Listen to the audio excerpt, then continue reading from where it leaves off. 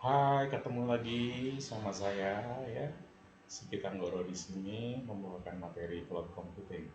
Video kedua ini sebagai satu kesatuan dengan video yang pertama, kita akan berbicara tentang karakteristik cloud computing.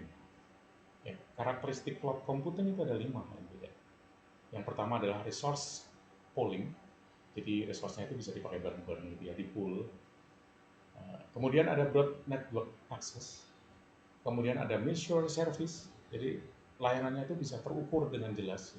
Kemudian rapid elasticity, secara elastik gitu, scalable-nya masuk ya. Self service, kita melakukan proses yang sifatnya melayani diri sendiri, self service. Kita coba lihat secara rinci. Oke. Resource pooling, sumber daya komputasi dapat diberdayakan bersama-sama dengan lokasi fisik yang berbeda-beda, tidak terpusat pada satu lokasi fisik saja. Artinya apa? Ini distributed computing. Artinya kalau misalnya si Amazon nih punya satu resources pada satu zone, kalian juga akan ambil resources pada zone yang lain karena untuk backup, kalau untuk apa gitu.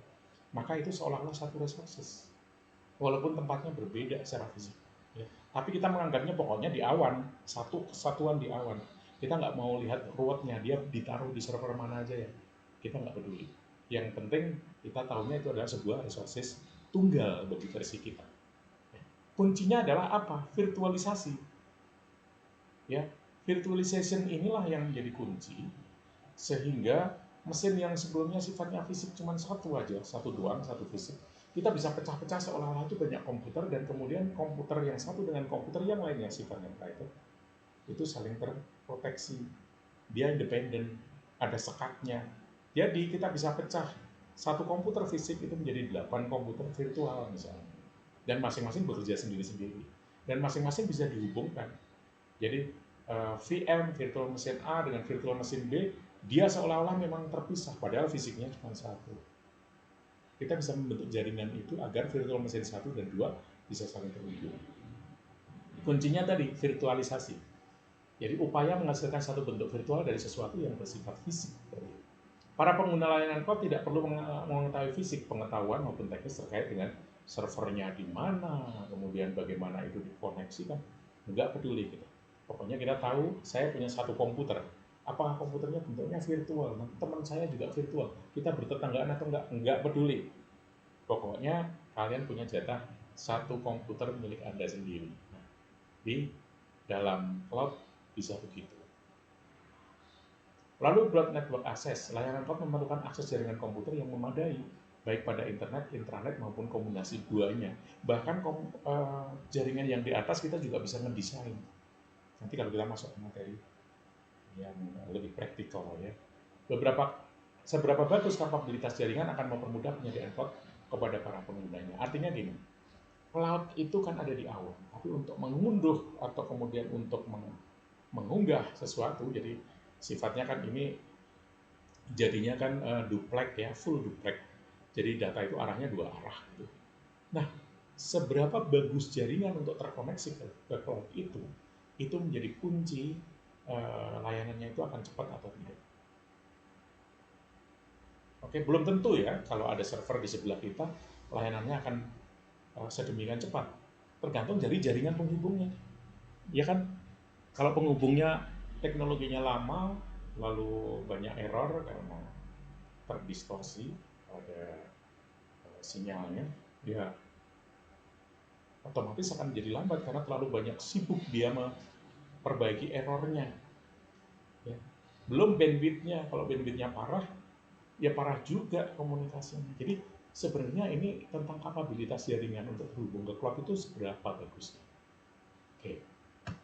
Berikutnya kita akan bahas tentang measure services. Layanan cloud itu bisa diukur loh. Misalnya gini, kita hanya membayar apa yang kita gunakan. Ya, kita hanya membayar apa yang kita, artinya gini, kalau kalian sewa cloud, yang aksesnya sedikit bayarnya murah. Kalau yang akses banyak bayarnya mahal. Kalau loadnya makin bertambah, maka Anda akan menambah biaya. Ya wajar dong, kalau kalian makan nasi aja gitu, ketika tambah lauk kan juga nasi tambah harga. Jadi dia bisa diukur. Beda dengan kalau misalnya kita membangun sendiri yang non-service cloud seperti ini, ya, bangun server. Oke, saya punya sekarang customer 100 orang. Lalu saya bikin server yang teknologinya 100 orang. Ya, dimentok-mentokin naik sampai 150 masih bisa lah, mungkin agak payah gitu. Tapi begitu 151, mau nggak mau kalian harus tambah server di situ. Artinya apa? Investasinya dengan server yang dulu itu sama. Kalau dulu 100 juta untuk 100 sampai 150 masih muat. 151-nya itu yang satu itu mesti tambah server lagi. Belum problemnya server sama server ini dia ada sekat, dia beda fisik. Gimana cara menghubungkannya biar dia jadi satu? Ini problem lagi kan. Nanti kalau tambah lagi secara fisik, problem lagi. Nah, kalau di cloud itu kayak apa ya? Udah seamless lah tanpa batas gitu. Pakainya segini ya kapasitasnya segini. Pakainya tambah lagi ya kapasitasnya tambah satu orang ya tambah lagi satu. Terus gitu. Sampai berapa? Sampai sebanyak-banyaknya. Terus dia dianggap satu komputer yang melar, elastis. Nah, itu bisa diukur. Nanti ada elasticity. Itu bisa diukur. Cara mengukurnya menggunakan quality of service sama quality of experience. Pengukuran kualitas dari sisi penyedia layanan cloud, ya. Kemudian ini kalau ini pengukuran layanan cloud dilihat dari sisi pengguna dari dua arah. Ya, quality of service itu mengatakan begini. Ya kalau kalian hanya untuk browsing-browsing aja mungkin ya bandwidth yang dibuka nggak gede lah, cukup dengan segini aja. Ngapain nyewa gede-gede? Ya udah bayar aja yang segitu. Tapi begitu kalian masukkan multimedia, di mana dia ada unsur real time-nya, quality of service-nya jadi lebih tinggi. Nah, itu bisa diukur semuanya. Ya. Measure service. Rapid elasticity yang tadi saya sebut. Ya. Nah, ini elastisitas cepat pada layanan cloud sesuai dengan kebutuhan pengguna, bersifat on demand, tergantung permintaan.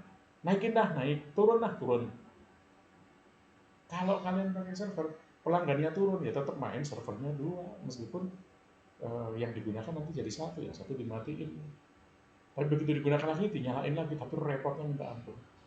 Nah, terjadi fluktuasi terhadap jumlah layanan yang diberikan kepada pengguna dalam waktu yang cepat, rapid. Contohnya pay as you go, ya.